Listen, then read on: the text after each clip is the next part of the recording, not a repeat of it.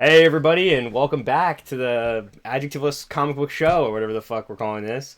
It's been a minute. This episode was a little delayed. I've been dying of the flu, possibly the bird flu. Don't know which one. And how have you been? My faithful co-host. I'm alive. Yeah.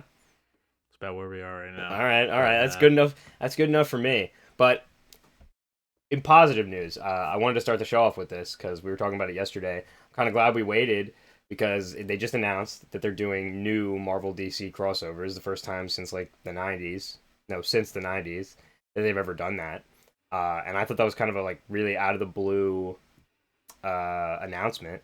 So I guess let's just start off and talk about that a little bit. Like, what do you think? Are you like excited? Do you think it's gonna be kind of like just whatever?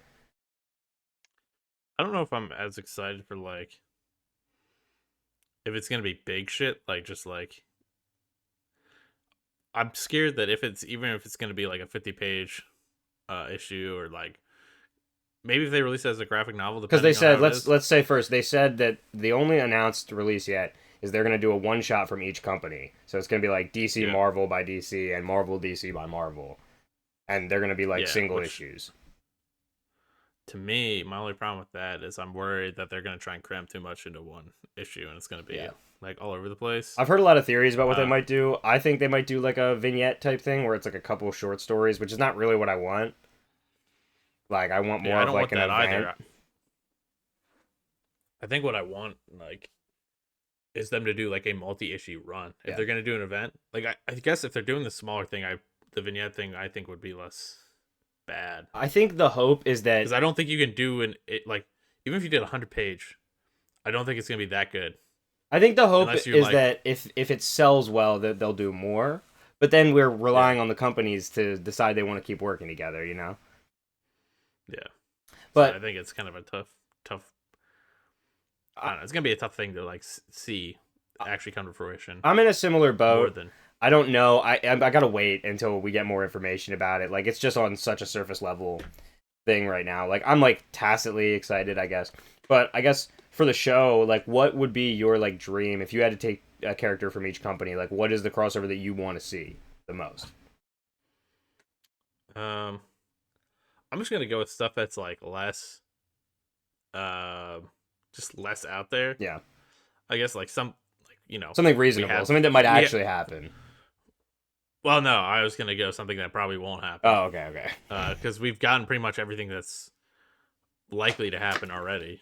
Like we've gotten the previous issues of it, so it's like, oh man, Yeah, but I think they're super. likely to rehash some of that.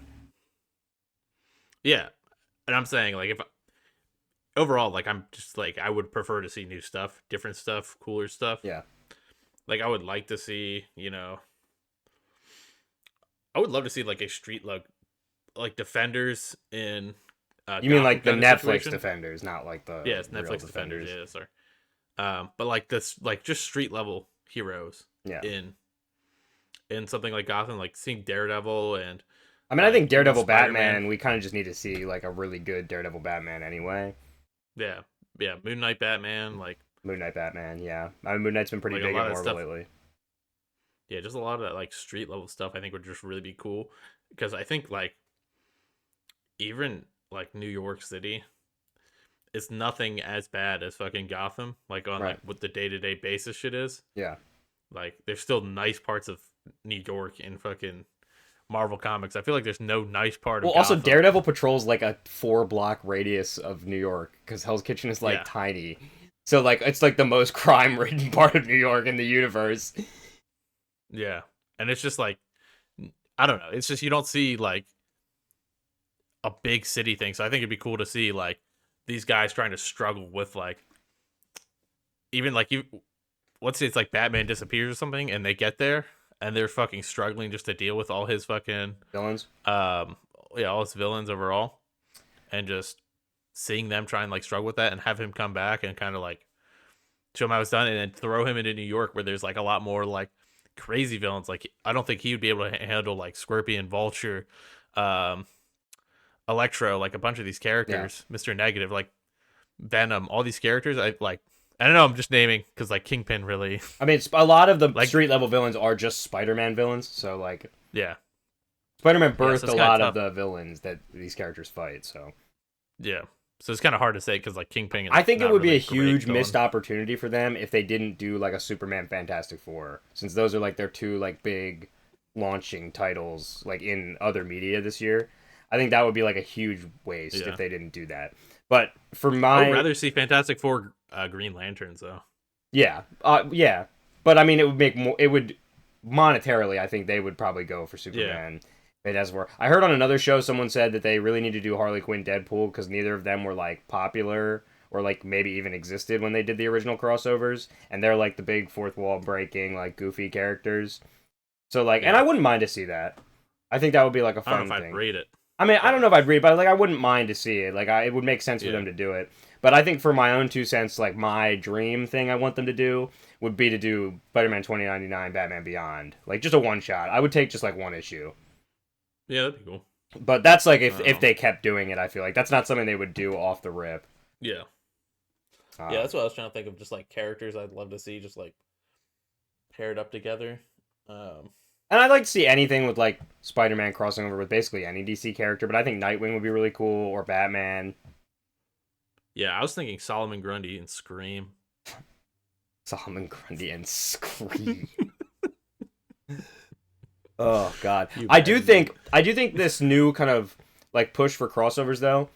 My hope, and this has nothing to do with DC Marvel, but I know in a recent interview, Todd McFarlane was talking about the one thing he didn't get to do yet in his career is spawn Spider-Man. And I really hope that this kind of like maybe opens the door up for that, because I would love to see that. I'd love to see him just like get to do his like final word on that. Yeah, it'd be sick. And it would look fucking sick probably. So Yeah. I think it's cool. We'll have to wait to see for more information, but I wanted to bring it up because it happened before we got to record the episode. So Yeah. I guess let's get into the meat and potatoes. Let's talk about this awesome movie movie that just came out, guys. Captain America: Brave New World. It gave me a brave new reason never to watch a Marvel movie ever again. Yeah, it's a little rough. All right, so It's let's very- start off. No I actually do wanna spoilers. No spoilers. What is like your just number rating for it out of 10? Probably like a 6, Okay, 5, 6. I'm gonna give it a 4, so or less. But we've talked a less. little bit. I was really disappointed. Yeah, I think you were more hyped up than me going into. That's it. true. I was more hyped for the movie. I really wanted it to be like awesome, and it just did not meet my expectations. To me, there's performances I honestly felt like the writing for Anthony Mackie in this movie was terrible. Like just for him. I think his himself. performance was great, but the writing overall was bad. Yeah, like him. I honestly don't think the best part of this movie I think is Harrison Ford. To me. Yeah, no, I actually think Harrison Ford did great. I was Yeah, I and I was was like- surprised at how much effort he put into it. Yeah. Yeah, and it sucks because I know he's probably never going to want to do this again. Like he's never going to want to be Thaddeus Ross again. Well, he's probably contracted for at least one more movie. Yeah, maybe. Is that going to be Thunderbolts? Like I don't know like how that's going to tie in. I kind of feel like it's a missed opportunity not to have him in Thunderbolts, but I feel like they're probably saving him for Avengers. What's the next one? Doomsday? Yeah, Doomsday. Okay. I don't know. I also think not having the Hulk in this movie kind of like ruins it, because like you kind of need the Hulk. Well, I mean, I think the Hulk overall in the MCU like just has had the worst treatment. Yeah. Like, and I'm not even a Hulk fan, but he's had like the worst treatment of all characters in the. He's had like a background universe. character arc, and people like are invested in the Hulk as a character, and they just constantly curb him. Yeah, and like I don't think it works for the situation, but like Professor Hulk, terrible. Yeah. Like nobody wants to see that. I'm sorry, like it might be a cool little nod to the comics, but I don't think anybody wants to see like. I wish he would have turned gray. Yeah, I mean that would. Or be it got like the flat top haircut too. That would have been awesome. But I don't know. It just doesn't work to me, at least. No. Like it doesn't look or like sound good for his character, and it's like impossible to kind of do any movies with him. Like, I guess it kind of would have been cool to do like. This would have been terrible. just like idea wise, just me thinking of it, like probably would have been a fine movie, but like doing this espionage movie with a smart Hulk, it would have been dumb as fuck. Like the idea of it, But like him being there, him and being, against like, the a spy leader would movie. have been interesting, actually, though. Yeah, because they're both like Super now smart. he's and that's yeah, he's super strong and super smart. Like having the Hulk And coordinate, and the Hulk works as the buddy character. We saw it in Ragnarok, and it worked great. So like, yeah, I don't know. It seems like a missed opportunity. I also think one of the biggest, like, most egregious things of this movie is that the leader just looks like he's got a head full of testicles, and I don't know what happened there that they were like, this is a better design. This is how it's got to be. yeah, Yeah, like it's in terrible. some scenes though, like in the when he's like shrouded. By the way, this is all spoilers now. Sorry. Yeah. But like when he's like shrouded in darkness and you like just see his eyes and stuff, like that stuff is really cool. And I actually think he's like an intimidating villain. Like I was actually like kind of invested in the leader. I think he shows up a little too late in the movie. Yeah, It feels kind of like they should have set it up like way earlier. like felt the movie felt long too. Like it just felt like It's drawn it's out. at one it's in one way it felt like it was 10 minutes long, like nothing happened, but it also feels like it's like 4 hours long when you watch it. Yeah, it's like so much happens, but like the span between like these big things happening is like because I feel like it's 2 or 3 spoilers. movies We that have the they just slam together.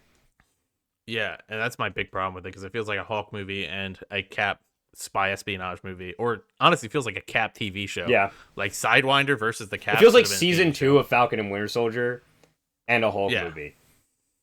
And like Yeah, that would have been. I was also way super better. interested in Sidewinder, and I guess that villain that he fought in the beginning was Copperhead. I did not catch on to that at all. Is it because he has red What? hair? The like strong guy. Yeah, that's supposed to be Copperhead. Interesting. Yeah, I don't know. I don't know how I felt about that whole thing. But It all felt the like fights were wasted. cool. Like I can't deny that. But I like some of the Yeah. aerial combat. I thought that was fun. But I also think that the Falcon, while I liked his actor, I liked his character, he kind of just serves no purpose in the movie. He's just He feels shoved in. yeah. He's just like there. And I'm sorry, like I don't remember him at all from Falcon and the Winter Soldier. Like I barely remember. His Well, he's character barely in it. He's just like Yeah. he's like So teased it's like in that. we have no relationship for it. I do like that they don't Like- take time to like explain him or anything though. He's just there. He is the Falcon. Because that Yeah. saves time like having to set him up at some other point. And I guess that's Yeah. he's kind of set up in the TV show, so Yeah, I just wish they had more relationship build up between the two. Yeah. Because it like, and I know it's weird because like Winter Soldier is kind of the same thing where it's like yeah, but Falcon's kind of they like set shoved- up I him wanna say and Falcon Steve much better. Yeah, like the running in the beginning, like it's just such a simple little thing. Yeah, and it works. yeah. I mean, I think their banter is fine, and like they I believe that they're friends, you know. Yeah, But I think once again that goes to the credit of like Anthony Mackie is just really good in the role, and I find him compelling as a main character. But I think the writing around him is just kind of non-existent almost. yeah. Also, is he just like a PMC in this movie? Who Cap? No, yeah, well, yeah. Cap. Sorry, Cap and the Winter Soldier. They have like their own little office with a star on the outside. No, Like, they is it, work like, for the Cap has his government own little- because like Ross. They don't though. Like they're just teaming up with the government. I think. Well, I don't know. I don't know how you go from the end of Falcon Winter Soldier. because are the Sokovia Accords Yeah. like? Is it still like our heroes still have to be registered, or is that over now? I don't know what happened with that. Like Because they talk about it in the movie, they talk about the Sokovia Accords, but like Yeah. they don't really explain if it's still active or if heroes are like, okay, you can be a superhero now. yeah, and I don't know because like you think the end of Endgame, they'd be like, okay, well, fuck, we need heroes. Yeah. I mean, there's But so I just many think that heroes now. Like, what are you gonna fucking do? Yeah, and it's like any fucking schoolyard freak who gets powers is a fucking superhero now. Yeah. I do think Like- it sucks that they didn't have the negative zone when they did the original Civil War, so they couldn't have the negative zone prison from the comic, because that would just be awesome that like all the heroes you don't see are just in prison. No, be insane. Dude, it's I do love the scene of Thaddeus Ross with the mustache. I think that was awesome yeah. that they like threw that in there, and Harrison Ford does that really well. So, I but do think some parts are just like so weird. Like that, I don't know if it's just like me, like going from like, it's just like so dated feeling. Like the fucking like, oh, let's get lit kind of like party scene at the Yeah, beginning where they go yeah. to the White House, and it's like so like it's like music that you would hear on like a show like a I totally MTV. forgot about that part. Like, dude, it's terrible. And then they're like, oh, let's take a selfie, and it's like, dude, what is like this is so dated feeling. Yeah. I mean, they are kind of like older guys, so maybe it was like supposed to be played for like a meme. But that guy's younger, and I think he's still in the military. The other guy, Falcon, is still in the military, isn't he? Because he's I think they're all still working for the military. Like, I think they are. No, because no, roadies are not racist. Wow, damn. No, no, but Cap is still. He's retired. Remember, he's retired in Winter Soldier. He said, "I'm retired, pararescue." Oh yeah, yeah, yeah. So like he's been out, and there's like Yeah, but now that he's Cap, he's back. Like, there's no way he's a he PMC, doesn't dude. work. No, there's no way he doesn't work for the government. And also, Winter Soldier is not a PMC. then he's a contractor. Winter Soldier, I'm pretty sure, works for the government because he's a politician. Well, no, I'm not saying Winter Soldier. But you said that Winter Soldier. Winter Soldier's not. Did I say Winter Soldier? I meant Cap. Did you mean Cap and Falcon? Yeah, no, I said Cap because you said Cap, like questioning me. And I was talking about the star on the building. Well, anyway, Yeah. I knew what you meant, but I don't think I think they work for the government. I don't think they work for like a private. I mean, these days, who knows? Maybe they do. I think they're just contracted. I think Sam Wilson's a contractor. Damn. That really kind of makes him less of a hero. Yeah, Yeah. He's just like he takes. Kind of makes him a bad military person. contracts. Like he's doing drug busts in South America for some reason. Well, they're going Or at not- no, they're going after the Serpent Society. Okay, They're not even going. The Serpent Society doesn't even really exist. I mean it's like 7 guys Yeah, it's like the in a Serpent church. Squadron. Well, I mean, I think Not even- it's implied that between the movies they've been hunting them down. Serp Squad, dude. The Serp Squad. I don't know. I just hate, and I want to mention this up because I think this interview just came out recently. Yeah. With the director. Apparently, I think the Fantastic Four were supposed to be in the end credit scenes. Not. That was Like, a terrible supposed end to be credits, by the way. Like Yeah. a completely worthless. Worst- Like, why do one at that point? Yeah, just don't put one. Or just that should have been just Also- in the movie. Like that should have been before the credits. I have to mention this because I know I was talking to you about it. The fact that they like remind you, like I feel like it hurts the audience, the audience view of Sam Wilson as Captain America when you are shoving it in their face all the time, like saying, "Oh, he's Captain America." Yeah. yeah, he's Captain Well, it's America. the same thing they and at did the with, end credit with scene. Ross, though, where like Yeah. because it's a Yeah, new no, I actor, know. he's just like, I'm Thaddeus Ross. In every scene, he's like, I'm Thaddeus Ross, and you're gonna listen to me. Yeah, and then at the beginning when it's like, "Oh, your daughter called. Oh, Betty Ross, my daughter." Yeah, like who My talks daughter? like that? It's fucking terrible, dude. Yeah, there's a lot. Also, I heard that they cut. They were supposed to have Isaiah Bradley's son or grandson or whatever, who ends up being like Young Patriot or whatever the Young Avengers like Cap kid is. And I'll tell you right now. yeah, I don't remember what his superhero tell you name right now. is, to be honest with you. But I know that they cut that whole thing out of the movie, and I think that's a missed opportunity because like they're gonna do a Young Avengers movie. Yeah. So like, why would you not set that up right here? Especially because like, who else is on the Young Avengers? Okay, Kamala Khan, maybe Spider-Man if they're smart, but probably not. Well, Shuri. I don't think Spider-Man, like, they're not going to let Peter Parker be part of that. I don't think. You think they're just gonna put him I mean, I on don't the think real Sony- Avengers? Yeah. I don't think Sony wants to do that. You know what I mean? It's less merchandising for them and everything like that. Yeah. So I think they're going to probably say no if that happens. Like, God, dude, why then does Marvel- I don't understand Disney. Like, you gotta just buy Spider-Man. But I don't know what their price is. It's gotta be insane. But you need to Yeah. fix this because we can't have another Madam Web. We can't have another fucking Venom: The Last Dance. Okay, it needs to stop. They need to be stopped before they destroy any more Spider-Man. Even though Yeah. Spider-Verse is through yeah, Sony. Spider-Verse. And I think they would keep that. Like, I think that's a thing that they would like. Yeah, Because some things they have kept, like, or like they finish off like what they're trying to do. yeah, In the thing, and I think they would extend those movies. Like they would make more of them. yeah, probably. Then would probably be, and then they'd probably start turning out to be dog shit And- after a while. I don't know how I feel about how they're setting up Adamantium, like that it's only around now that the Celestial is there. So like, how are you gonna retroactively do like Weapon X and stuff, you're gonna have to say that it existed before. Yeah. If you're gonna, but I don't know what they're gonna do. Because I think like I've heard that the Fantastic Four are gonna be from another universe, and after Secret Wars, they're probably just gonna like mash the universes together. So. Yeah, there's some weird things I need to see too. Like I didn't know, like in Shang-Chi, I haven't seen Shang-Chi. No, I've never heard watched that movie's it. actually really good. I'm pretty sure the actor didn't he like say he's never doing it again though. No, I think he says he wants to do it. Oh, I thought he said that he didn't want to do it anymore, but I don't know. I could be wrong about that. Came up.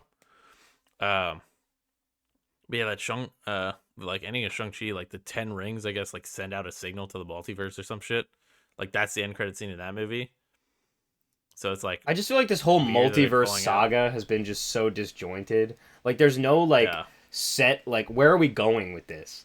Like I guess when Kang was still around and now he's back, but like when that was like the original thing, that was the villain they were building up to, and now they've had to change everything. It sucks because you haven't seen Loki, because Loki like really, honestly, I think it's like the thing, and I think it's a problem they put it in a TV show too.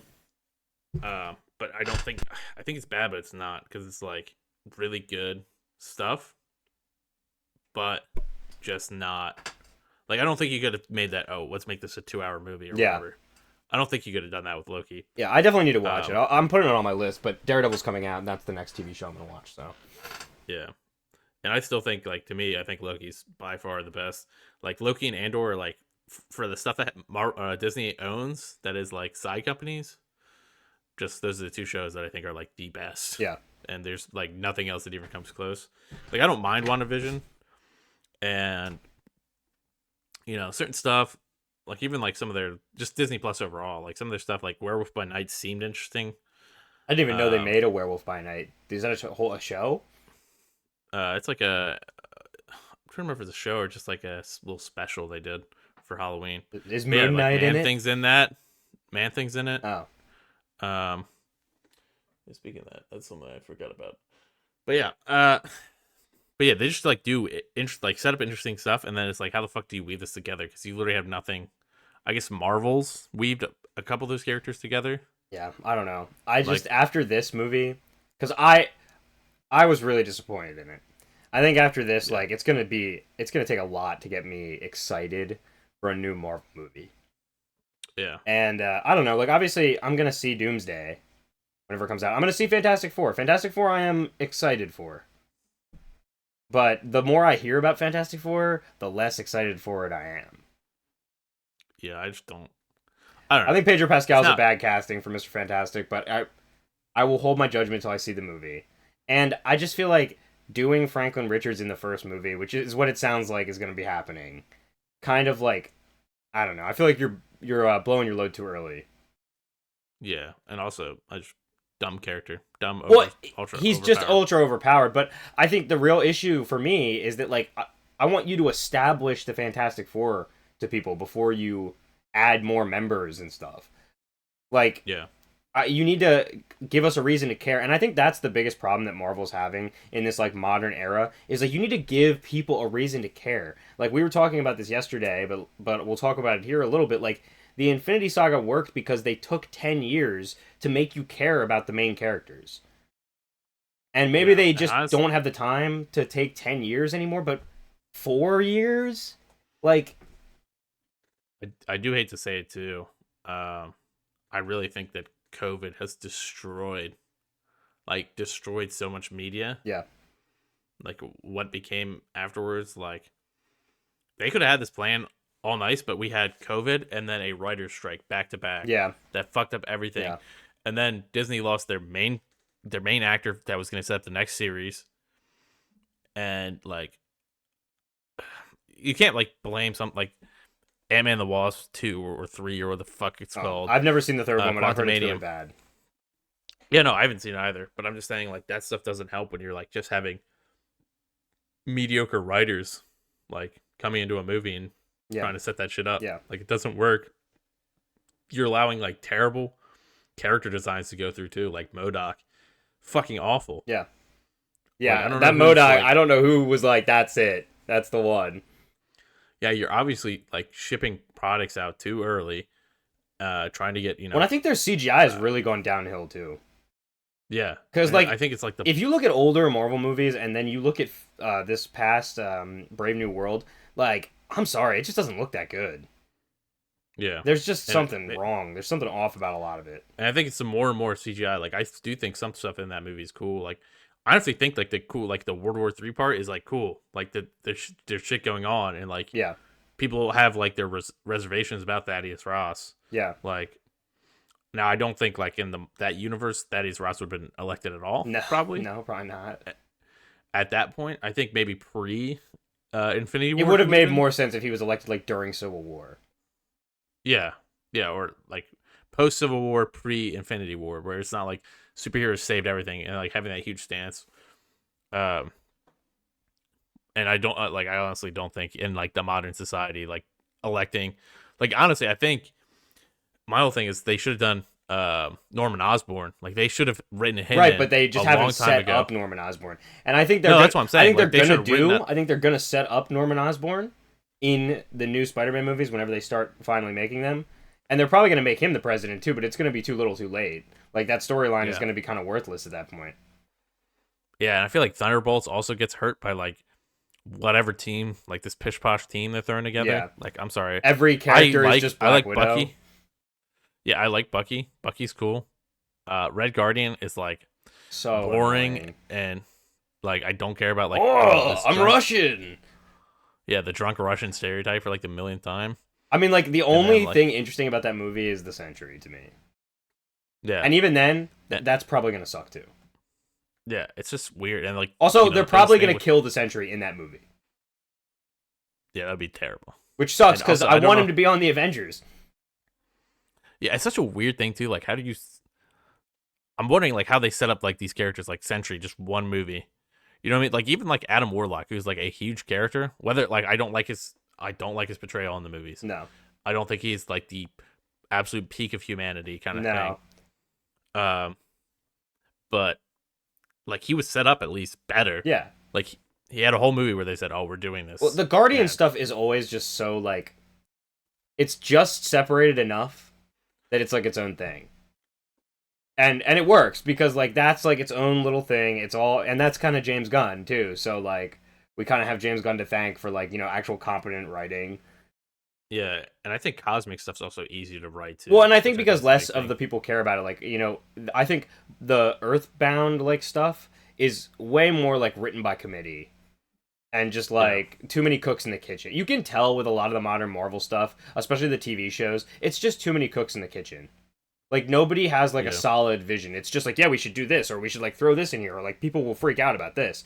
I also think, like, the heavy on cameos and heavy on references is, like, very overhanded, and it's just, like, they're trying to put asses in seats by just throwing as much as they can into movies, and it just doesn't work. It's not, you're not making it happen in a satisfying way for people. And I think that they underestimate how smart the average like consumers are when it comes to like storytelling. Like people inherently understand good and bad storytelling. They're going to know when a movie is just like trying to pander to them.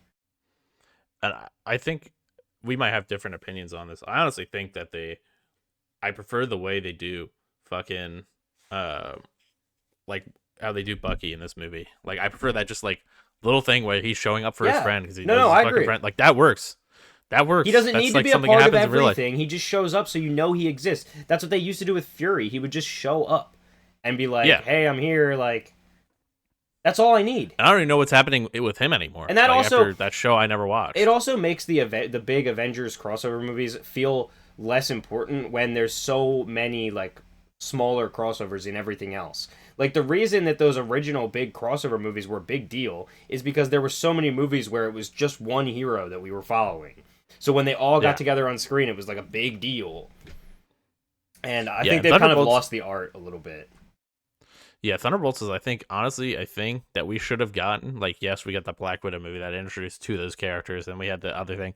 This should have started, and I don't know, maybe it was originally supposed to be a TV show, but like they should have done like a Disney Plus series for each character, kind of. Like, we got Falcon and the Winter Soldier. Well, I mean, like, U.S. Agent started in. Yeah, so I'm saying you got, like, for those things, but then you have these characters. Oh, this person's, like, and I haven't seen the second Ant-Man and the Wasp either, or whatever, the second Ant-Man movie. Yeah. So I don't even fucking know what that character is. Like, I just know she exists, basically. Yeah. The villain. Well, and I think that's kind of what the Thunderbolts is. It's like, here's a bunch of characters we don't really care about. Yeah, it's literally like the issues of like any comic when you're just like they just shoving a character. Yeah, it's like one of the like X-Men books where they just like make a team for characters that nobody likes. Yeah, dude. Ecstatic. But yeah, I mean, I think the art of how they used to do things has been lost quite a bit. And yeah, I'm interested to see if they can pull it back. I don't think Thunderbolts is the one though. Definitely not. No, there's like I agree though, because I think Black Widow. First of all, the Black Widow movie should have happened in like Phase 2, and also like Thunderbolts could have happened before the end of the Infinity Saga. Like they could have made a Thunderbolts movie with like a bunch of those villains, but also, and everybody's talked about this, but like they need to stop murdering villains, especially when they're like good actors too. And then even actors who were good villains and didn't get killed just don't come back. I mean, whatever happened to fucking Justin Hammer? Yeah. Like literally the only good villain they have done this whole two, I guess, Thanos, good, and then fucking Loki are the only two villains they have done. The two main villains of the original saga. Yeah, and then like now post like Loki I think there's been a couple smaller villains who were like competent, but like, and to me, Loki's like the only show that actually felt like it progressed the multiverse. Yeah. To me, I liked Hela. I think Hela was a good villain in Ragnarok. Yeah, but she never returned. Well, yeah. Oh, you're saying that returned, like they came back and yeah, and actually like affected the story. Yeah, like really nobody, other than I guess Thaddeus Ross now, which is. And like, was he ever really a villain? Like he's just a throwaway character. He was honestly just like, oh, how can we get like enemies to fight Hulk during this movie? Yeah, that was literally Thaddeus Ross. Yeah, and then like how can we get Betty? Like I know it's the comics, like. There's stuff based on the comics in there, but it's just like my daughter, like, Betty Ross. Yeah, you know, it just. My name is Thaddeus. My name is President Thaddeus Ross, the Red Hulk. I'm looking for my daughter, Betty Ross. Do you understand? No, he wouldn't say the Red Hulk. He'd be like, I'm a man with a red raging flame inside of me. Yeah, that's true. And it's growing bigger and bigger every day. Because you can't spoil the Red Hawk until the end, even though you've seen it in the trailers like 30 times. Oh, I can't hear you anymore. You just muted your mic. We heard you cough. Oh, jeez. Fuck, dude. Yeah, we heard you die. Oh, they heard me dying. And become as red as the fucking Red Hawk, dude. The fire raging inside. I don't know, like, it's a trailer issue that they show too much in trailers. But, like, the whole movie, they try and play this game like we don't know he's the fucking Red Hulk. Yeah. Like, everybody knew going in that he's Red Hulk. Even people who don't know anything about the comics. It was in every trailer. So, like, him in, like, the beginning, and he's, like, taking the pills, and he's like, oh, I don't know, there might be something wrong with me. Like, why are we, like, playing, like, coy with it? Also, what the fuck are his, like, his powers are so dumbed down in this. It's, like, I think Red Hulk is, like, way cooler than normal Hulk with, like, the fucking, like, the hotter I get. I was waiting in the end fight when like something would happen and it would just like whether fucking would be Captain America just throwing his fucking wings at him and like they start fucking melting. Yeah. And what are these fucking like Wakandan fucking stickies that just like can somehow damage him? Yeah, I'm sorry, that's dumb all as the fuck. Wakanda tech. I'm so over it. It's just so fucking dumb, and also it kind of like makes Sam Wilson less cool. Because it would be cooler if his wings were, like, completely, like, normal, or they were just, like, really strong, and he just knew how to use them really well, instead of them shooting lasers. Yeah, there's so much dumb stuff in there, and, like, I think Wakanda, like, I hate to say it, like, why is Wakanda helping everybody now if they didn't help during Ebola? Ebola? What the fuck? Why are they helping? I agree, though. Why are they helping? Because isn't the whole thing, like, that they were super isolationist? And what has happened to make them not isolationist? Because everything that's happened to them, they got invaded. Yeah, and I have to say, I hate this. I still hate this fucking scene from Falcon and the Winter Soldier.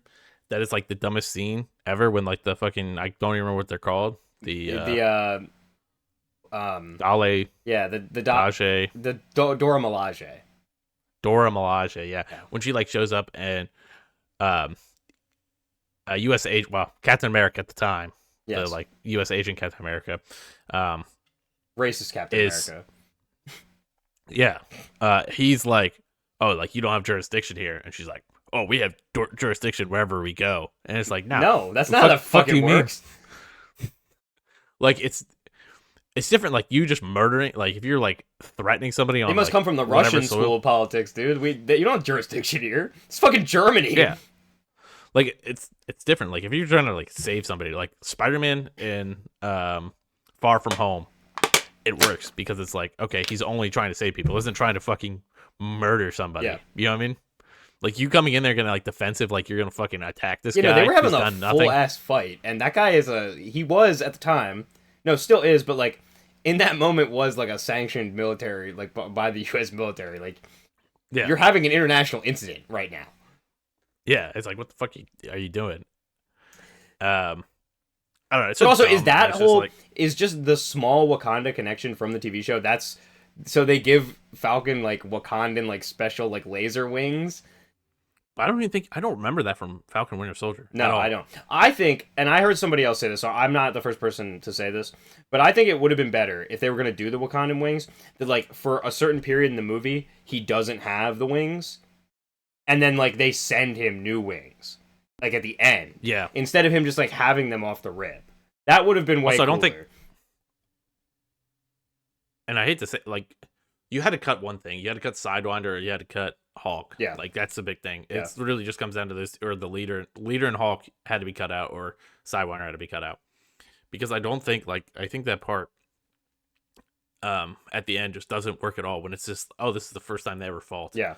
Like, I think you had, like, a way better, like, I do think, what I said, like, him melting his wings, that would have been such a fucking sick scene if, like, they fought once, he melted the wings, and then he had to fight him without the wings. Flee. Yeah, and he had to like just escape with like barely getting out of his life. Yeah, and then he came back with the Wakanda tech. That would be way better. Yeah, he should have. Why does he just have Wakanda? He should have fought Hulk more than once. I agree. Yeah, and why does he have Wakanda, like only Wakanda tech wings? Like they have full suits, like full vibranium suits that they can wear. Yeah, easily. Like vibranium. And clearly the helmet is one of those because it's not like it's one of those ones that just like appears. I hate all the nanotech shit too. Like I'm over it. Like it was so much cooler in like the earlier Iron Man movies when it actually was like machinery and like actually looked like it was doing something. And I think it works for some characters. I think it works like for the Black Panther characters. It works. Yeah, and I think it works for like Star-Lord and everything like that. Yeah, because they're in space. Yeah. But then, like, just having characters, like, show up with, like, crazy amounts of nanotech. But that's the same thing with, like, Spider-Man. That's why I really hope that, like, this new era of Spider-Man, where he is supposed to be more stripped down, is more classic. Because, like, I got kind of tired of that, where he was just, like, Iron Boy at a certain point. Like, yeah, I mean, his suits were still, like, fabric-y, though, and I think, like, the first not movie the Iron Spider suit, dude. No, but Iron Spider, he only had that in Infinity War. That's true. Yeah. So, I mean, it's not like in his other movies. But they were always still, like, teched up. Like, he never started... Yeah. Other than in, like, the certain, like, small parts. And then I guess in Homecoming, he did wear the makeshift suit, but... Yeah, and I think, like, I hate the thing, though, where it's like, oh, kill mode. I have parental shit on here. It's like, no, you should be, like, actively have your own web... like, you should have your own shit that you make so you can use it. And then, well, also, like, why would you put parental controls on? What if he's like getting murdered? Yeah, like, what did you need kill mode? Like, I don't know. Yeah, and also I realized like one thing you don't like. I don't know why he doesn't use like a pistol or something too. I'm sorry, like Cap. Why doesn't Cap use a pistol? Yeah, I don't know why he doesn't have like a gun or something. Like he's always like in Falcon the Winter Soldier, he had guns. Like just like the 2 little machine guns that he used to have. Yeah, just let him have guns. Like, it's not like he can have Cap's shield too. It's not like the end all be all. Original Cap used a gun all the fucking time. Like he's killing like he'd be killing terrorists. Like I'm sorry, like and like super villains who are like doing like horrible, crazy shit. Like you don't have to fucking honestly give him a goddamn assault rifle. I don't care. You don't have to kill everybody, but I think that's the good thing about Winter Soldier. Like, is like that movie just has like. It feels almost real. Like, yeah. that they're like just casually having like street brawls and not everything's going It's towards these believable. characters. Is the thing. Yeah, and that's like what you said, the Sidewinder fight, the like That's the best fight in the PvP movie. That's the best part of the movie. Yeah. It When also it's, like, shows them Sam not Wilson as a always being hero. super- Like he doesn't need the super soldier serum. Like he can fight. Yeah. Yeah, And he's smart. I he wish outs- Sidewinder had he a little bit more outsmarts him. too. Yeah, I wish Sidewinder had a little bit more too, like where you saw his like combat capability. And that's the problem. You don't have a full movie to do I it. do think Sidewinder just pulling up with a fucking AK and just like starting to like do a massacre was fucking crazy. I was like, okay. Yeah. Yeah. I don't know. What a waste think, of like, Giancarlo Esposito, though. We are getting more of him though, basically, because he said, "Oh, I'm sending you this prison." And he's like, "I'll be out soon." Yeah. I mean, he'll be back. Um, I feel like that and one it's- is one that, like, he's such a good actor and it's such a good villain character. Like, you have to bring him back at some point. And then the leader arc is so dumb too. Like the whole fucking appearing, be like, "Oh, I made these pills. I'm such a bad guy." Yeah. Here, have these like. The leader is also one of those Franklin Richards type characters. Like, if he is that smart, then he cannot be kept alive. Yeah, and then like the whole thing, like, "Oh, I'm just gonna get captured by the fucking." It's so dumb. It's just a dumbass thing, and all of it, like him turning himself at the end, like there wasn't any like big conflict actually No. between Falcon and him. There's like the one prison scene where Cap gets his ass beat. Like I'm just gonna call him Sam Wilson because I keep like there's 30 Caps in this fucking universe Yeah. already. But yeah, so Sam Wilson gets his fucking ass beat in that thing for like half of it, and then like gets up and he's like, "Oh, you know what? I can throw my shield now." Yeah, like, where. And like I do like that they go more for shield throws in this Yes. too. I actually like Yes. that. Like it's a bigger thing now. Like I was talking to the guy who owns the comic store near me, and he was like saying like it's cool to see that like Cap was like more just like beating the shit out of people and just like running up and doing shit Right. because he's a super soldier. So he has like But he has to rely on less the care shield about his because own he life. doesn't have the serum, yeah. yeah. So it's like actually cool. No, seeing- actually, though, the shield stuff was pretty good. I actually kind of think Yeah. they underused the shield a little bit. sometimes like he But was also, throwing a the lot, shield though. is like the reason that Sam Wilson is alive for like most of the movie. Yeah. And is the shield the only thing that makes Captain America Captain America? No, the super soldier serum. No. I'm saying like overall, like now is that just all like? Yeah, that That's is the what's thing about the decided. TV show that was weird. That is like they kind of like really rested on having the shield making you Cap, Yeah. and like I feel like that's the wrong message to send. Yeah, the only way you can be Cap is if you have a shield that's like, Looks like the American flag and is made of special metal. yeah, I don't know. It's just a weird thing. Yeah, I don't know. But But on the whole, mid-ass fucking movie. yeah, not the greatest. But to be fair, like, I think they kind of realized it wasn't going to be a hitter, and they're banking more on Fantastic Four. Yeah. Does I Thunderbolts think so. also come out this year? Yeah, Thunderbolts comes Dude, out. 3 Marvel movies this year. I think Thunderbolts comes out like next month or the month after that. What? Yeah. Oh, It gosh. comes out before Fantastic Four, I'm pretty sure. That's crazy. That's why we're getting like all these crazy They should have teasers, pushed like something into the fall. yeah. And I know we don't usually do this. We usually don't talk about our like what we've read this. Do we do it before the like actual episode book? We can talk about it now. What have you been reading? No, I just I wanted to mention that I started reading this because it's actually relevant with the fucking thing we're watching. It's the Sam Wilson Captain America books. Are these like more recent ones, or are these like from? Yeah, these are brand new. They came out. They're literally the first fights about Red Hawk. Is he Cap again in the comics now? Like he's co-Cap. Oh, Yeah, which interesting. the Cap Core. I'd say, and I definitely know it's not written for me. Like I am not the target audience of that. Just like a random white dude, I'm not the target audience of this Captain America book. But you could be. But for the like first part, it's like I think they're fighting somebody, and then Cap comes and like helps out other Cap. Steve Rogers helps out Sam Wilson, Yeah. and he invites him to a cookout of like all the like every black superhero. No, he in the does world. not. Yeah. That seems a little. I don't know. I shouldn't be the white will guy say- standing here, but that seems like a little much. Yeah. Let me see if I can. It's kind of awesome, but like, it's fucking ridiculous, dude.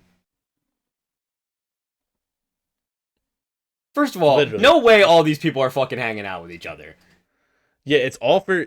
First of all, it's all for the. That is the fucking. Oh fuck! That guy is the super soldier serum guy. Oh. Josiah. Oh, is it for Isaiah Bradley? Yeah. Okay, well that like maybe makes a little more sense.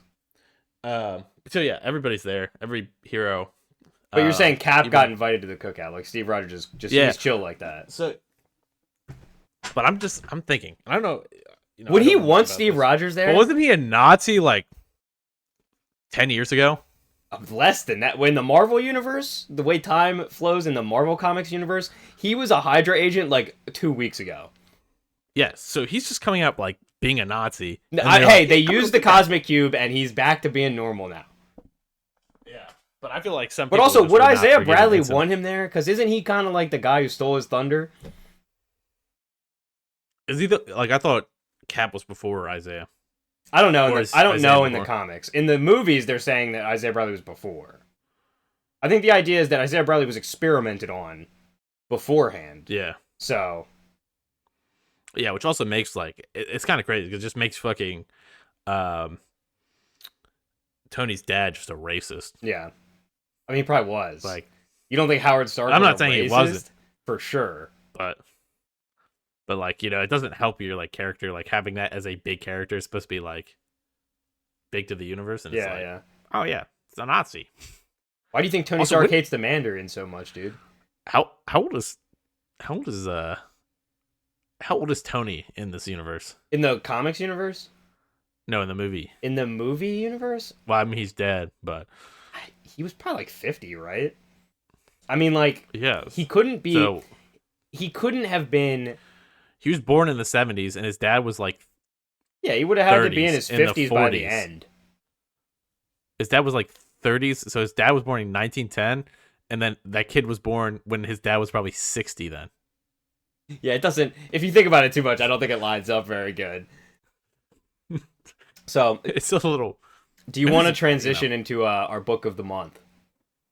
Yeah, we can. Also, I just want to say, actually, last thing about that comic, because there's another part I want to talk about.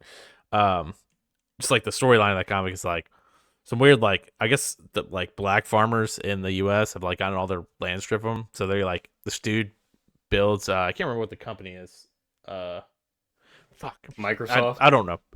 It's basically we'll say Microsoft, but it's like a military company who's done terrible things, and they're making like these black farms in the sky. Honeywell. It's really weird. But yeah, so basically, the dude just tells Hawk that this guy's a clone. Tells that Sam Wilson's a clone. So the Red Hawk tries to fight him. It's such a weird, and it's not even the normal Red Hawk. It's the other Red Hawk. Is there more? A guy than who's one? just a Hawk who's red. Who's not Thaddeus Ross. It's like I didn't know there was general. more than one Red Hulk. I'm not a Hulk guy, so like I didn't know that there was like a whole Skittles bag of fucking Hulks. And this Red Hulk has a mustache when he's the Hulk. Well, I thought the original Red Hulk had a mustache too, because doesn't Thaddeus Ross have a mustache? Yeah, I can't remember. I'm trying to remember. Like, I just don't remember comics where he has a mustache. Yeah, I mean, I never really sought out things like about the Red Hulk, so I don't. Yeah, I'm not that knowledgeable. I feel like every about picture that. I've seen of the Red Hulk has not had a mustache. Yeah. They're trying to do revisionist history. Maybe when he hulks out, the mustache like falls out. It's just weird, or it's like his skin grows past the hair. Yeah. Just like that's so disgusting to think about. And then the last thing for this. Okay. His cousin in this calls him Captain Americas. No. Let me. Who wrote that shit, dude? Come on.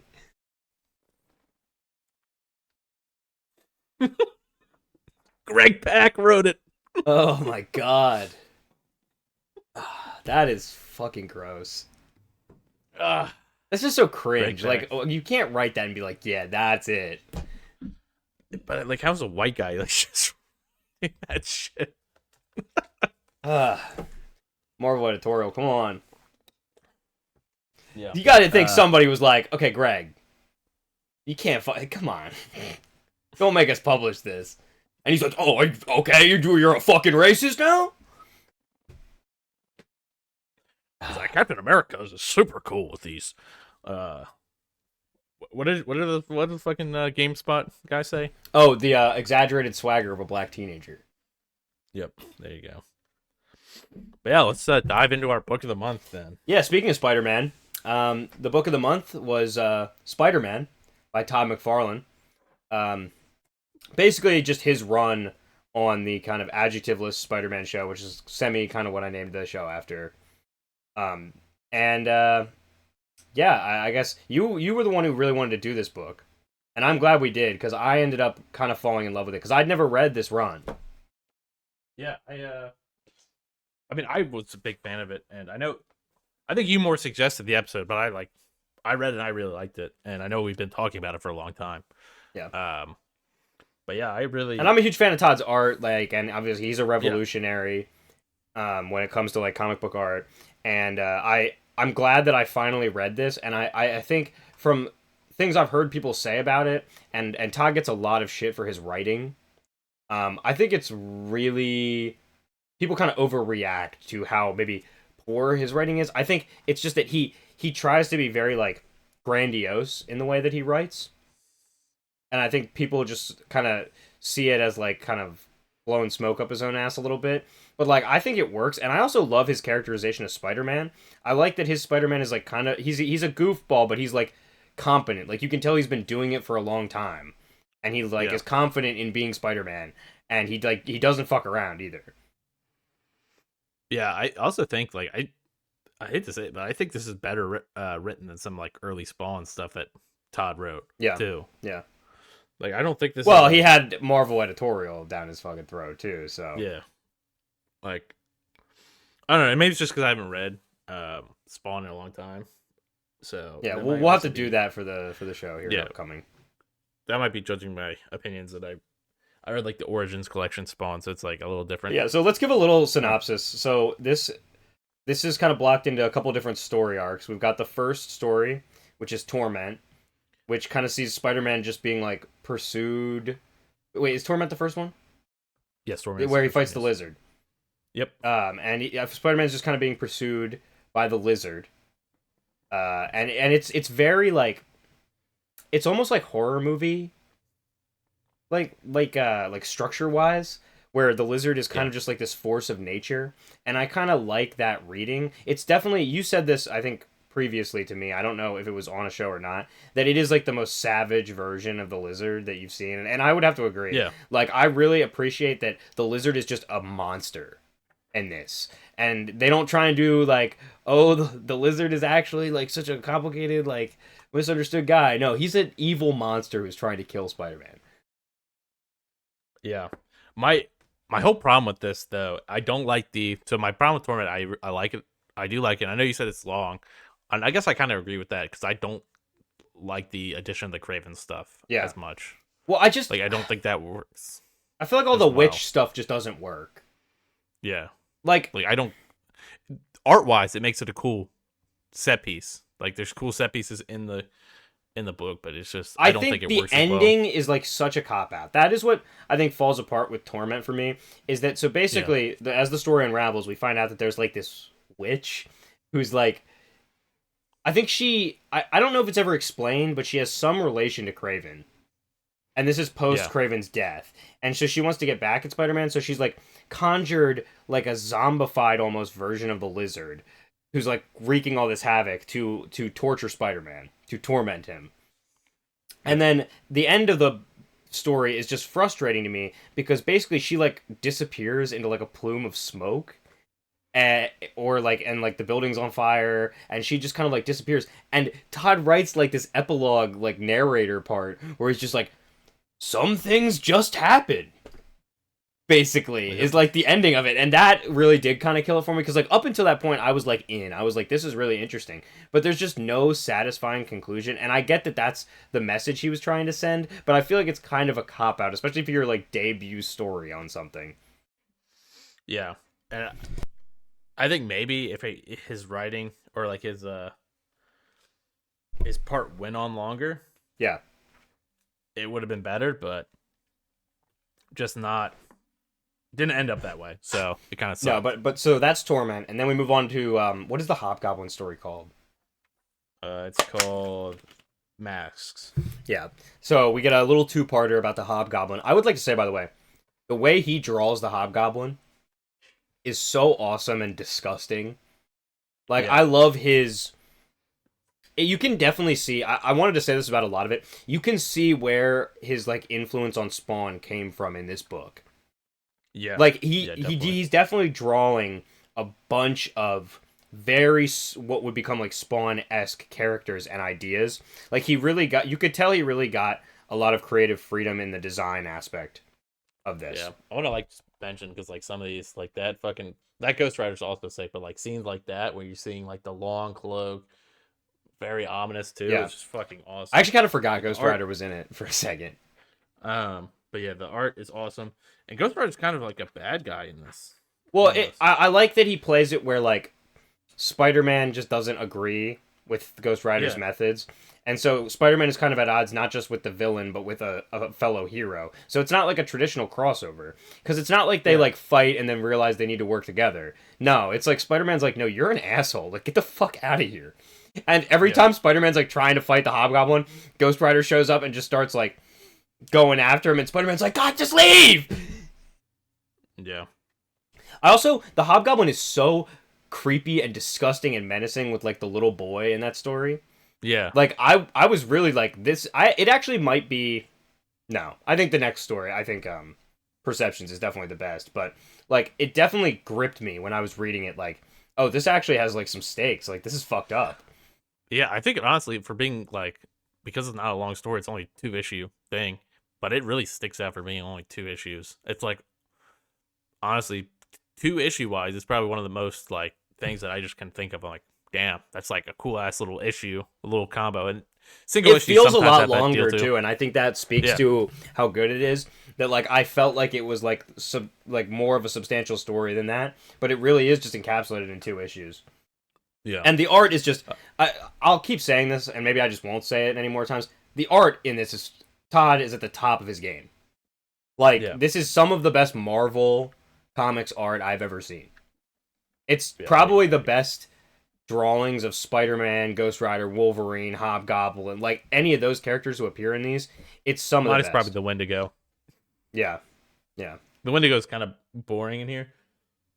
I feel like I liked him more in Weapon X. Yeah, or Weapon H. Well, in that he looks like a fucking like dragon monster almost. Like and I do like that that depiction of him. So yeah, and then we move into Perceptions, which I think is kind of the magnum opus of this collection.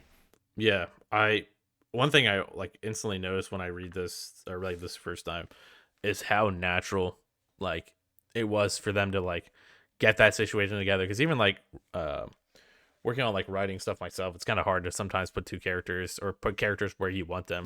For whatever reason, especially when it's like a small town hero. Or like a local hero, I guess.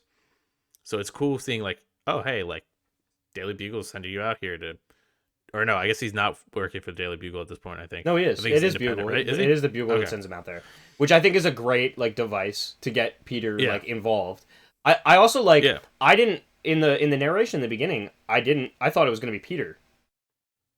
Like originally, but then it ended up just being the reporter lady. I like that she like gets her own story. I think the whole way it's arranged and written is great. I think the twists and turns and Perceptions, like it makes you think that like so many different characters could be the bad guy.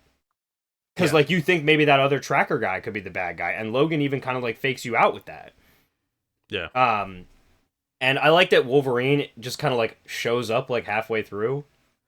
Like, shit's already hit the fan. Like, Spider-Man's been there, and then Wolverine's just there.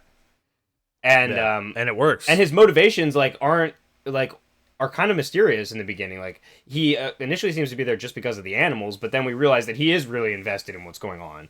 And he knows that something is up. I also like that Wolverine is not, like, an irrational, like, animal. I like that him and Spider-Man don't have to fight. Yeah, like, he's just like, listen to me, asshole. And Spider-Man's like, okay. I think it works out well too because it's like Ghost Rider. I think makes sense because it's like you're on Peter's turf. Yeah, you know what I mean. And this works more because it's like this is Wolverine's turf. Yeah, like, and I like that Peter isn't like indignant about it. He's like, yeah, I'm actually kind of out of my depth here. Like, I could use your help. Yeah. And he's even like craving, like, God, I wish like somebody would show up and help me with this. Yeah. And I like all the internal like dialogues. I love all the like internal narration that we get from the different characters. And I just like how complicated of a story it is, but it never feels like overwhelming. Like you can follow it. And I think like writing wise, it is like the peak of his writing in this. It is very well structured. It's honestly like compared to other Todd McFarlane stuff that I have read, be it in his Spawn, in more modern stuff, or even in this collection, it's like the peak of his writing. Like it's just a really well put together story, and so I got to give him props for that. I agree with that full heartedly. That was probably like the best. And then I like that we get to see 2 different Wolverine costumes too. I like that just like somehow he writes in that Wolverine's like, I gotta change. Yeah, it's pretty. I don't know. It's just fun comics. Like I think you get for this darker too. It's like very dark for Spider-Man overall. Like just all 3 of these so far. Well, they're almost, and that's where I see. I think you could see Spawn so much in it because it's got that horror twinge to it that I think makes it really unique. Because it is still like action and fun and Spider-Man, but it's also like it's got like dark horror elements and mystery elements that I think make it really gripping. And like I kind of wish Todd would have written more Spider-Man. I would have liked to see a few more of these little vignette stories. But you can see where he took those little vignette stories into Spawn and what he's always wanted to do with Spawn. Yeah, and now I think Subcity is literally the Spawn precursor. Yeah. Well, that one character and the one like big fat guy character is the Violator. Like obviously. Like it literally leads in like straight. This feels like the most. By the way, we're skipping the X-Force stuff because I didn't want to turn my book this way to read it. Yeah, nobody cares about that. And I do like I kind of like the emotional stuff going in between MJ and Peter about like the black suit, like her not feeling comfortable with it, like it. Well, and Todd drew for a lot of that era, so he was like steeped in it. So I think it's cool that he like re-references that. And like I feel like a lot of writers, like more modern writers, have. Well, I guess Mary Jane's like not as much in the picture, but like it's cool that he references like she is also a character and like things have happened to her. Yeah, and I like that Peter even mentions he's like at the end of it he's like, wow, this was kind of pointless. I basically just pissed my wife off for no reason. Yeah. It was an entertaining. I like the moral like ambiguity that Todd brings to all the characters. Yeah. I think that's like a big strength of his is that like maybe when you like in the first issue of something or the first couple pages he sets up and like you think you know who the villains are, you think you know where things are going, and then it just takes you down these roads of like you don't really like understand, like you have to like get the full picture to actually understand it. I also thought it was cool to see Morbius. He just draws a cool fucking Morbius. Yeah, no, I agree with that. I think Morbius is like probably one of the coolest designs in and here. I like that Morbius is just like a crazy like insane person. Yeah, and like Spider-Man is like, what is your problem? Yeah, and I'll also talk about this a little later, but this does remind me of a story that I guess seemingly kind of I don't know, just really gave me that vibe when I was reading this comic I read this month. So when we get to like the monthly talking about it, I'll talk about it a little bit more. But I don't know, it's just such a unique run that I think I would have loved because he's so good at this like kind of weaving storytelling. I would have loved to see him do like a long Batman run during this time. Yeah. And it kind of sucks because like you really couldn't do a Batman run at this time at all. No. During the 90s because you had Nightfall going on. And I think I think a lot of the art is like really based on Todd's work. Well, I mean, honestly. he and Eric Larson were kind of blowing up the comic art world.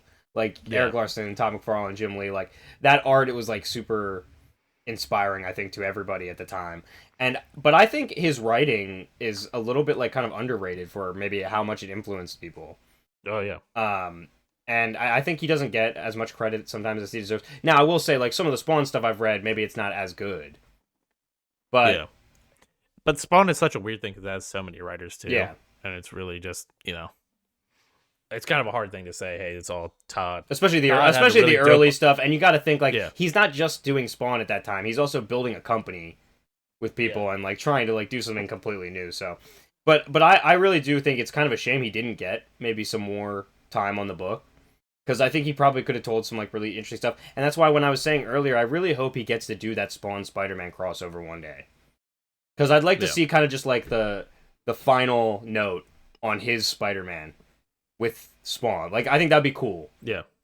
And honestly, I think it's a shame that he didn't get to do a Venom story. in this collection because I think that would have been pretty cool. Yeah, I think this is like pre-Venom though, isn't it? No.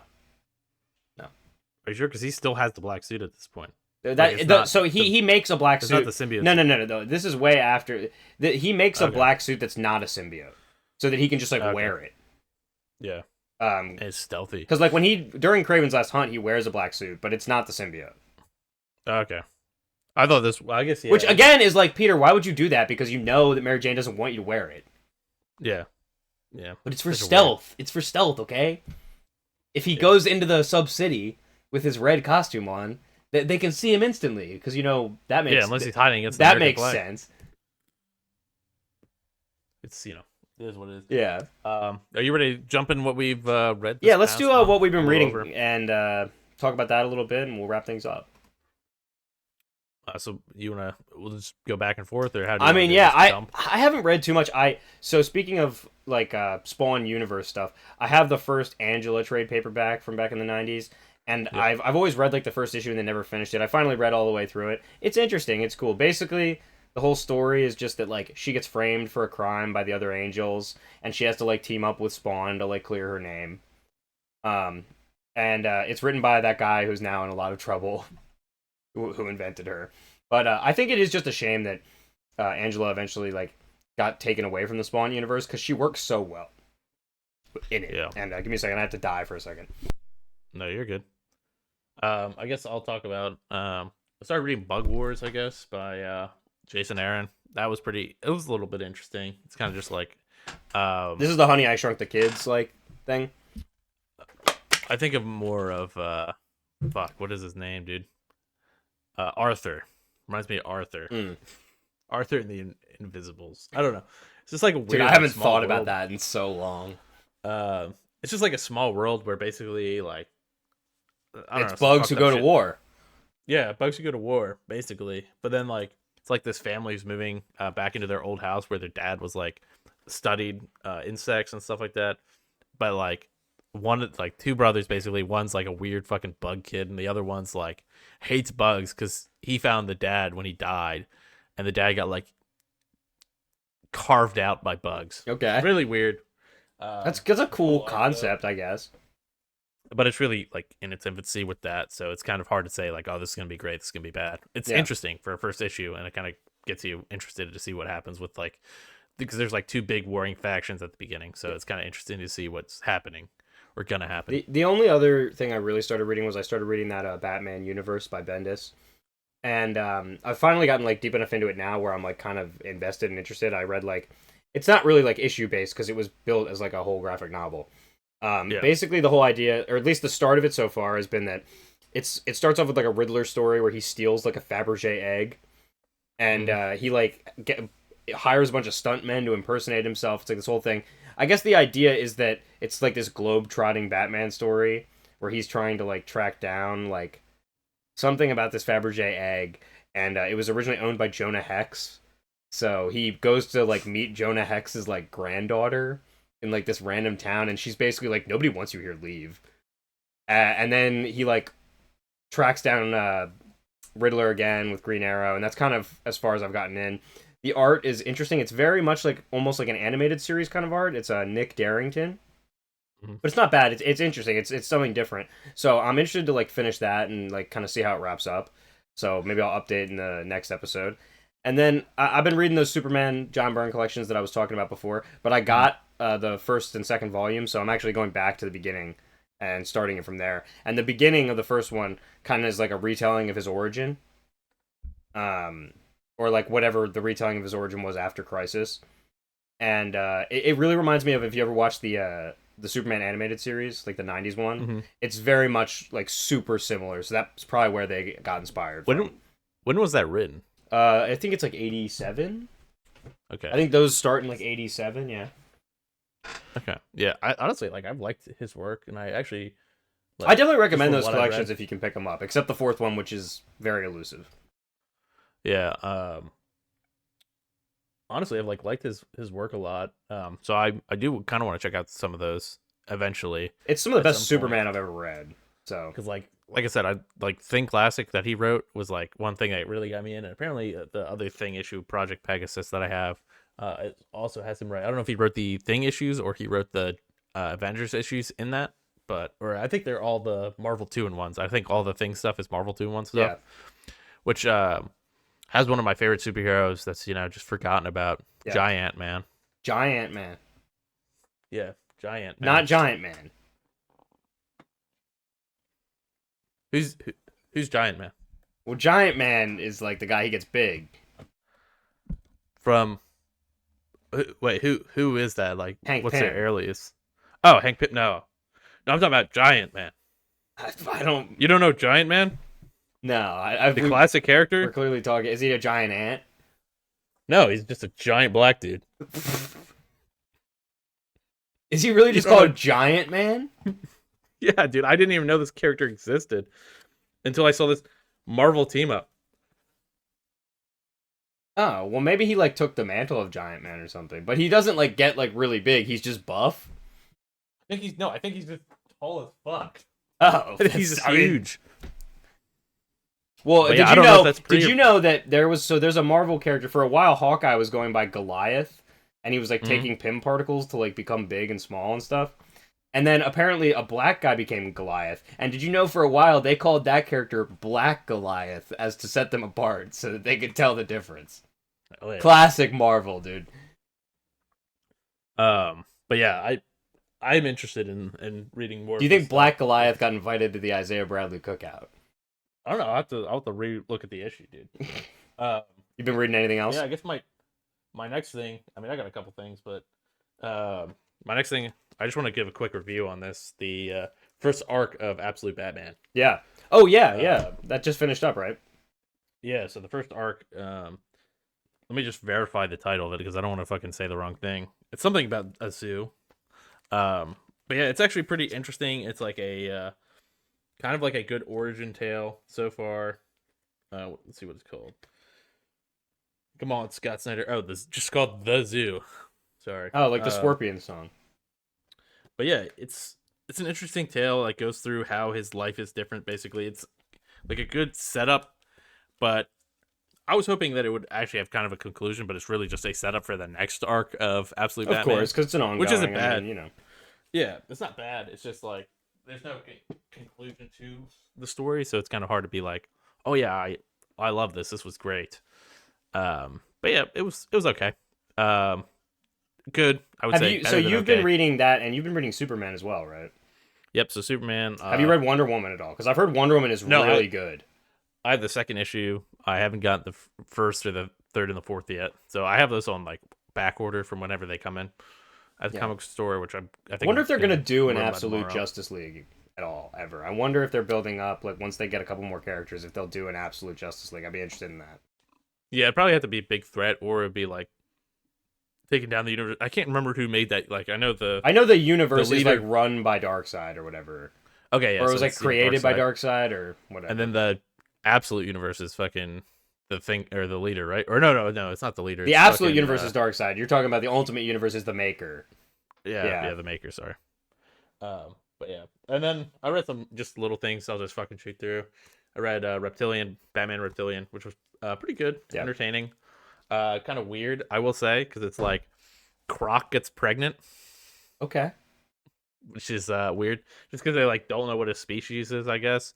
So he like Killer Croc. You're saying Killer Croc is pregnant? Yeah. Killer Croc has like a baby. I don't know. I hate it because Garth Ennis writes it as like Batman keeps calling Killer Croc a hermaphrodite instead of that's a Garth Ennis thing. Oh, isn't it funny? He's a hermaphrodite. He asexually reproduced, which I think is just like a better way of wording it. Yeah, but yeah, that's basically that thing that we thought was Man-Bat is just like a big ass demon creature that comes later. Oh, okay. But you think it's good overall? It's fun. It's entertaining. It's not like the best story I've ever read. It's like a 7 out of 10 kind of thing. I mean, it's Garth Ennis. It's okay. I'm sure it's very hateful and mean, but yeah. No, the only thing that's hateful and mean is I actually do like his fucking portrayal of fucking Alfred, where Alfred just like shits on Batman the whole time. Okay, I mean, I do like when they have Alfred like call Batman a psychopath and stuff. I do like when that is the case. Yeah, but yeah, it was okay. Then I read Void Rivals, which is like Energon universe shit that Robert Kirkman set up, which is like Yeah, the can tie you between explain Void Rivals to me? Because I heard somebody talking about the Energon universe. I get the Transformers. I get G.I. Joe. I don't like either of them or really care. What is Void Yeah. Rivals? Because that's not like... But it's in the So universe. Void Rivals is like, so far it's like this, basically like this big ring that is like split in two, and there's like two people that are like basically the same, but they don't know it, and they're basically on like a war thing, and they basically go after this one thing that's supposed to have like a lot of supplies for their planet, um, and two people crash, and they basically find out like, oh shit, we're the same people, and we're fighting each other to like the death. Gotcha. And they're like trying to figure out, literally the only thing that has to do with Transformers or GI Joe so far is they find a Transformer on the planet they crash on, and that's all you've seen of Transformers. So I kind of want to see how it goes. Like, it's well written. Like, I think Kirkman's a good writer. Yeah. So overall, it's well done. Nothing really to complain about there. I read Peter Milligan's Sacrament, which is Damn, like dude, you're the fucking alien. burning through shit. Yeah, I was reading a lot of small shit. So like, yeah, this was like the alien mixed with the Omen or Oh, hey, whatever. Something. that publishing company is the same one. I told you I picked up that Resistance Universe like Origins collection from Like Straczynski. Resistance. Here, let Oh, me- you're saying that? Yeah, Yeah, yeah, yeah. hold You're on. saying that's just like his own personal thing, No, right? but the publishing company is the same. Here, hold on. Yeah. You can keep talking. But yeah, the art's like super good in here. I don't know how much I could show. Like, the gore is very good. Uh, like, it's a really compelling story of like there's twists and turns, and it's like there's basically this big military government. Oh yeah, I don't really like this logo. I'm gonna say it No, I kinda don't. sucks I to don't put know it in this the company, bottom but yeah, of- I picked this of the up. bottom middle. I kind of hate that. Yeah, that That's that like does a suck. terrible But spot. I picked this up for $5 at the comic store. I didn't get to tell you Mhm. about this. I guess I could talk about it a little bit. No, It's, you did tell me. Well, you told me you got it. but yeah, it's just a bunch I was of thinking origins of characters, and it's written by a bunch of like pretty big writers, it seems. So maybe I'll jump into it and we'll talk about it next month. Yeah, yeah. But yeah, other than like that was a good book. I read the Berserker book, the Keanu Reeves comic, really fucking entertaining, super good. Like, just action comic with like gore and stuff. Yeah.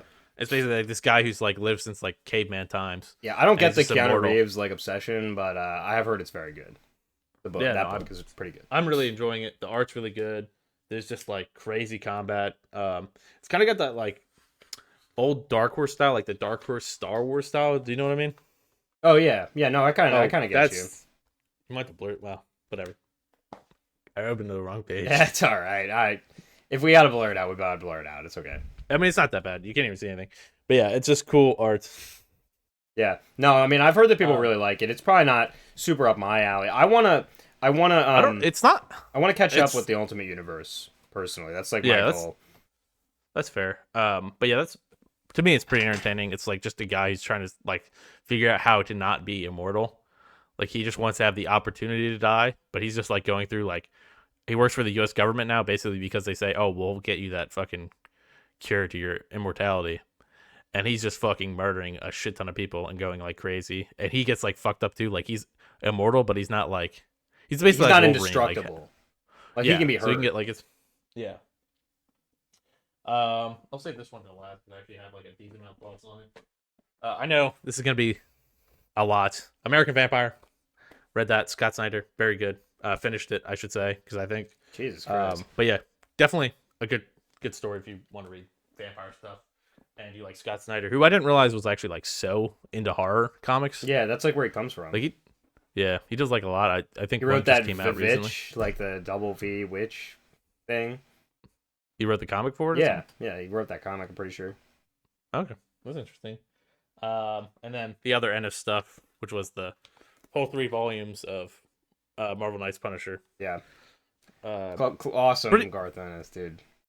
I think if you guys are wanting to read this, like the second volume is definitely really good.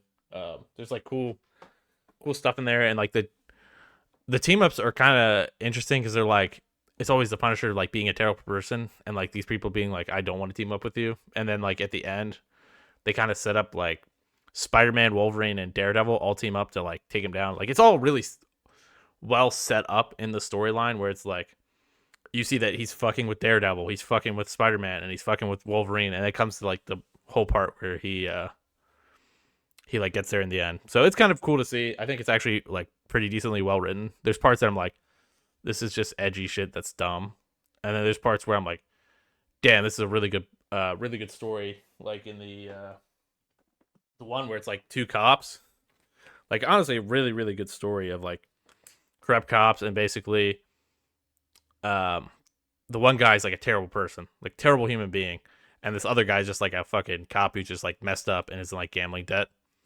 and basically like it all comes to a conclusion where they're fucking going through hell together, and basically has a catastrophic ending. Very good, and you know, and this is mixed for me. Like I don't like some of his stuff. I don't like the edgy. Everything has to be edgy, but yeah, it's decent. If you guys like Punisher, I guess read it. If you guys just like, I'm an Ennis hater, like, so like I'm never gonna. Yeah. But if you like that stuff, if you're an edgy 16-year-old, you should probably check it out. Yeah. Yeah. I mean, second volume I think is like really just like a well done thing. Yeah. And that's like completely separate. Like I think separate the art from the artist kind of thing. Like that one. Well, very good. But I'm gonna annoy you one last time. Okay. You have more, obviously. This is the last one. I have to read more for next episode. Like I've been dying, so like I haven't really been reading a lot of fucking comics. Yeah. This is the last one, and this is just because this one impacted me the most out of all the comics I read, which was the Animal Man by Grant Morrison. Oh, yeah. I've actually heard that that's fucking amazing. So that's something that's on my list to read for sure. Because everybody who's read it has said it's really, really amazing. Yeah, probably like one of the best comics I've ever read. Really like impactful. Like I sat there and I was like, you know, got fucking like felt emotion from the comics. Like sometimes it's just like it's very rare for no matter what for stuff to do that to me these days. So I could feel how that would get to you. Don't spoil too much because I do actually want to read that really bad. Yeah, it's just like an awesome introspective, and at like the end, I don't know if you like know any. Like the end is basically just like Grant Morrison talking to fucking Animal Man himself. That's interesting. And like about why it is. That sounds like a Grant Morrison comic, yeah. Yeah, and like why he's stopping writing the comic, and it's like just super deep and super awesome. And I highly suggest if you've never read this before, read it. Because I think I bought this at like Ollie's for like $3 or something like that, or $4 or something like that, super cheap. And I was like, you know, it's cool. Also, at the beginning, because I don't know, we've talked about this before. We were saying like, why is Animal Man like, why are Animal and Beast Boy like the same thing? Yeah. Literally in the beginning of the comic, it says it's like people being like, "Oh, you can transform into animals, right?" And he's like, "No, that's not my powers." Oh, that's not his powers? No. I've always thought that they were the same thing. They did the same thing. Yeah, no, he literally can just absorb the power of animals and use them. So he can, like, if he sees a bird flying, he can fly. And, like, he can take the strength of an ant, like the, the body size comparison of an ant. Yeah, so he can be, like, as strong as an ant. Yeah. And just, like, take all those powers. So I was like, damn. Like, that's actually the proportional strength of an ant. Yeah, there you go. Or breathe underwater like a fish. Like, it's all this stuff that you don't think of normally. That's actually like more interesting to me. Yeah, and it's just like a super well written thing, and just like it's just cool. You have to read it, and it's just a great. Definitely check it out. So, well, I'm glad we got to do this episode. I'm gonna try and read some more for next month. Like I said, I've been having a little bit of a rough one. I want to catch up with the Ultimate Universe. I think that's kind of my goal. They put out some of the first trades, so I might just pick those up and like catch up on Spider-Man and like Avengers and whatnot, because I feel like you've been kind of really digging into Absolute, so maybe I'll meet you awesome with the Ultimate Universe, since you are more of a DC guy. So and then do you have anything else you wanted to say? Oh, we should probably announce next month's book. I don't think we've talked about it at all. In March we're going to be doing Born Again, Daredevil Born Again by Frank Miller, in honor of the new season of the show coming out, which we'll also probably talk about the show a little bit. I'm definitely going to watch it. It won't be the topic, but it will definitely be in there. We'll definitely be talking about it. But overall, I think good conversations. A lot happened. It's been a long. And that's also why I have so many comics read. It was just a long time. Yeah, I mean like I said, there was about a 5-day stretch there where I was in like constant pain. So yeah, and then also, the week before that, I was working 12s every day. Yeah, so it's been like hectic. My anniversary. Everything like that. So anniversary. But I think this next month will be better. Yep. It'll be much better for the viewer. But thank you all very much for watching. I guess. Peace, guys. I'll let you sign us off. No, that's it. Thank you guys so much for watching. Hope you stick with us. If you want to read Born Again for next month and be in on that conversation, feel free to. I'm sure you can find it. It's a pretty popular comic. So we'll see you then. Well, I'm gonna also play. Oh, Boss Nasty. yeah. Check it out for 2 guys, 1 game. Check out Boss Nasty. Check out Fake Nucleus Records for some stuff too, maybe. Yeah. Yeah. Thank you. All right. Peace.